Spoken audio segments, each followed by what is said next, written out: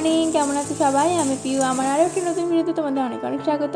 তো আজকে হচ্ছে সোমবার, এখনই সকাল 7টার মতো বাজে। তো ঘুম থেকে উঠেই চলে এসেছি হচ্ছে ব্রেকফাস্ট বানাতে। যেরকম রেগুলারই একটা তাড়া থাকে সকালে উঠে ব্রেকফাস্টে কী বানাবো আর কত তাড়াতাড়ি বানানো যায়। কারণ প্রতি যেহেতু টিফিনটা নিয়ে যাবে, তো সে কারণে আর ঘুম থেকে যদি কোনোদিন একটু লেট হয়ে যায় উঠতে, তাহলে তো আরও তাড়াহুড়ো হয়ে যায়। তো আজকে যেহেতু টাইমে একটু উঠেছিলাম, তো সে কারণে মনে হলো আজকে একটু চাউমিন আগের দিন রাত থেকেই ভেবে রেখেছিলাম। তো যেহেতু টাইমে উঠতে পেরেছিলাম তাই করতে পেরেছি। তো সেরকম খুব একটা কিছু সবজি ছিল না যে আলু পেঁয়াজ দিয়ে যেরকম আগে মা স্কুলে বানিয়ে দিত, ঠিক সেরকমভাবেই আর কি চেষ্টা করলাম একটু বানাতে। আর গরমকালে তো সবসময় যে সবজির খুব একটা ভ্যারাইটি থাকে তা তো নয়। তো মাঝে মাঝে এরকম আলু পেঁয়াজ দিয়ে চাউমিনটা কিন্তু খুব একটা খারাপ লাগে না। তো অনেক দিন চাউমিন হয়নি, তাই মনে হলো একটু চাউমিন করি। তাই যা ছিল ওই আলু পেঁয়াজ একটু কাঁচা লঙ্কা দিয়ে চাউমিনটা করলাম। আর কোনো মশলা আমি দিইনি, শুধুমাত্র একটু ওই চাউমিনে যে মশলা থাকে না ওই মশলাটাই দিয়েছিলাম, একটু অ্যাড করলাম দেখতে পেলে। আর সামান্য একটু মিষ্টি অ্যাড করেছিলাম, ব্যাস। তো তারপর প্রদ্যুৎ বেরিয়ে গেল, ওকে টিফিনটা রেডি করে দিলাম। আর এখানে আমি তারপরে ভাতটা বসিয়ে দিলাম। এখন যা গরম পড়েছে গো, সে কারণে সকাল সকাল যতটা তাড়াতাড়ি রান্না করে নিতে পারি ততটাই মনে হয় যেন অনেক কাজ হয়ে গেল, একটু বসতে পারবো ফ্যানের হাওয়ায়। তো সে কারণে ও বেরিয়ে যাওয়ার পরেই এখানে ভাতটা বসিয়ে দিয়েছিলাম। তো এই যে ভাতটা যতক্ষণে হচ্ছে, তার পাশাপাশি আমি এখানে ঘরগুলো সব পরিষ্কার করে নিচ্ছি। ঘরগুলো পরিষ্কার করে নেওয়ার পর এখানে একটু আলু আর টমেটো দিয়ে পোস্ত বানালাম। এই যা গরম পড়েছে, একদম সিম্পল খাবার খেতেই যেন ভালো লাগে, অন্য কিছু বানাতে খুব একটা ইচ্ছাও করে না, খেতেও ভালো লাগে না।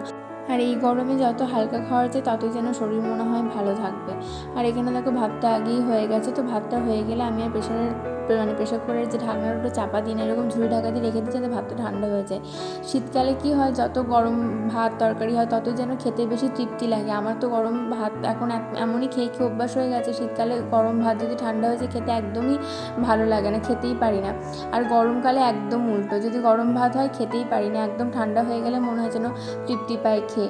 আর এখানে একটু লেবু জল করে রাখলাম। প্রদ্যুৎ যেহেতু রোদে রোদে আসবে দুপুরবেলায়, সে কারণে প্রত্যেক দিনই কিছু না কিছু এটা বানিয়ে দেওয়ার চেষ্টা করি। তো আজকে এই লেবু আর চিনি জল নুন একটু দিয়ে বানিয়ে রাখলাম, আমিও একটু বানিয়ে রাখলাম। আমারও খেতে বেশ ভালোই লাগে, একটু রিফ্রেশ লাগে। তো আমি আর ও দুজনে মিলেই খাবো বলে 2 গ্লাস বানিয়ে রেখে দিলাম, তারপর ও এলে একসঙ্গে খাবো। আর আজকে দুপুরে তো দেখলে একদম সিম্পল খাবার ছিল, ওই সজনে ডাঁটা দিয়ে ডাল করেছিলাম, মুসুরি আর আলু পোস্ত, আলু টমেটো দিয়ে যে পোস্তটা বানালাম, আর টক দই ছিল। তো ব্যাস এই লাঞ্চ। তারপরে লাঞ্চ টাঞ্চ করে নিয়েছিলাম একসঙ্গেই। তারপরে অনেকটা সময় আর ভিডিও কিছু করিনি, দুপুরে একটু রেস্ট করলাম, একটু ঘুমিয়েও গিয়েছিলাম। তারপরে দেখো এখন ঘুম থেকে উঠেই সন্ধে দেখাচ্ছি।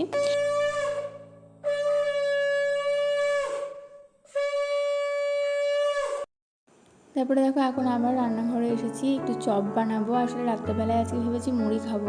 এই গরমে না সব দিন রুটি খেতে খুব একটা ইচ্ছে করে না। আমরা দুজনে রুটি ভালোবাসি, কিন্তু এই যা গরম পড়েছে সব দিন রুটি খেতে না ভালো লাগছে না। তো আজকে মনে হলো একটু মুড়ি খাবো। তো প্রদ্যুৎকে জিজ্ঞাসা করা, তো ও বলে হ্যাঁ খাবো। তো সে কারণে মুড়ি খাওয়ার জন্য কিছু করতে হবে, তো ও বলে তাহলে একটু চপই বানাও। তো এখানে চপ বানাবো বলে দেখো আলুগুলোকে একটু ছাড়িয়ে সেদ্ধ চাপিয়ে দিলাম। আর এখানে আলু যে মশলাটা করব সেই মশলাটা ছাড়িয়ে নিচ্ছি। একটু পেঁয়াজ, একটু আদা রসুন কাঁচা লঙ্কা ভালোভাবে ছাড়িয়ে নিয়ে তারপরে একটা পেস্ট বানিয়ে নেবো। সিম্পলভাবেই করবো। প্রথমে ভেবেছিলাম নিরামিষ করবো, তারপর ভাবলাম যে না, পেঁয়াজ রসুন দিয়েই করি। তো এখানে পেঁয়াজ রসুন আদা সব কিছু আস্তে আস্তে ছাড়িয়ে নিচ্ছি।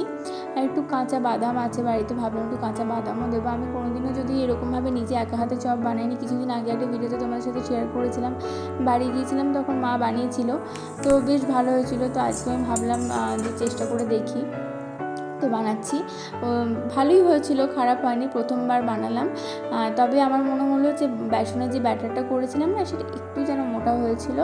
তবে খেতে বেশ ভালো হয়েছিল, টেস্টটা খুব ভালো হয়েছিলো, সেন্টটা খুব ভালো হয়েছিলো, যেরকম দোকানে সেন্ট হয় একদম কাছাকাছি সেই বিষয়টা এসেছিলো।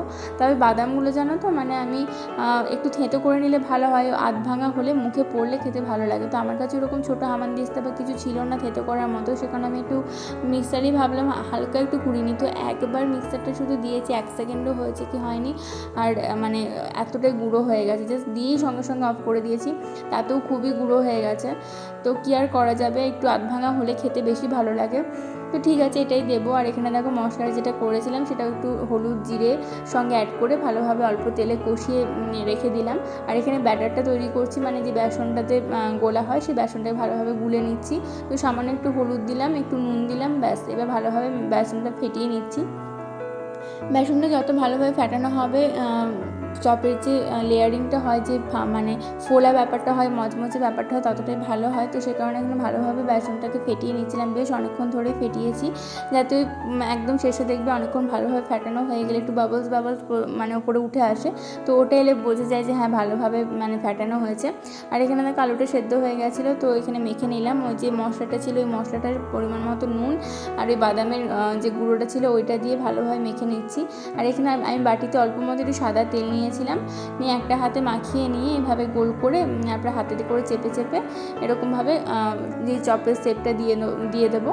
তারপরে এটাকে ওই বেসনে ডিপ করে ভেজে নেবো। আর একটা প্লেটের মধ্যে রাখবো, তো প্লেটটাতে অল্প করে তেল মাখিয়ে নিলাম যাতে ইজিলি উঠে যায়, কোনো মানে চিটিয়ে যেন না যায় প্লেটটাতে।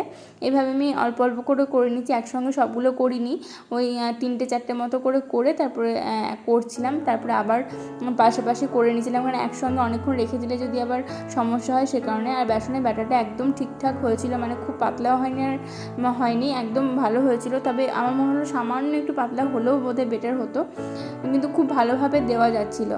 তো এখানে দেখো আমি একটা একটা করে সব যে চপগুলো করে রেখেছিলাম, আলুর যে শেপটা দিয়ে রেখেছিলাম সেটা এই বেসনে ডিপ করে আমি কড়াইতে দিয়ে নেব। তো আজকে আমাদের সিম্পল একদম রাতের ডিনার চপ আর মুড়ি। যদিও এটা ব্রেকফাস্টে বা সন্ধ্যাবেলার টিফিনে হলে বেশি ভালো হতো, সন্ধ্যাবেলার টিফিনে এগুলো বেশি ভালো লাগে, চা সাথে চপ মুড়ি, কিন্তু আজকে আমরা রাতেই খেলাম। আমরা রাতেই গরমে প্রায় দিনই মাঝে মাঝে মুড়িটা খাচ্ছি এখন, ভালো লাগছে। আগে জানো তো মুড়ি খেতে খুব একটা ভালো লাগতো না, এখনও যে খুব যে ভালো লাগে তা নয়, তবে আগে যেটা একদমই খেতাম না সে তুলনায় এখন মাঝে সাঝে খাই। এক এক দিন না মনে হয় যে থাক আজকে আর এই গরমে রান্না করতে ইচ্ছা করছে না, হালকা পাতলা কিছু একটা বানিয়ে নিই, তরকারি বা একটু ভাজা দিয়ে মুড়ি খেয়ে নেবো, এরকমই মনে হয়। এই গরমে না রান্নাঘরে বেশিক্ষণ সময় কাটাতেও যেন ইচ্ছে করে না। তো যাই হোক, তো আজকের ভিডিওটা এতটাই, কেমন লাগলো অবশ্যই জানিও। আবার দেখা হচ্ছে পরের ভিডিওতে, আজকের মতো টাটা, বাই।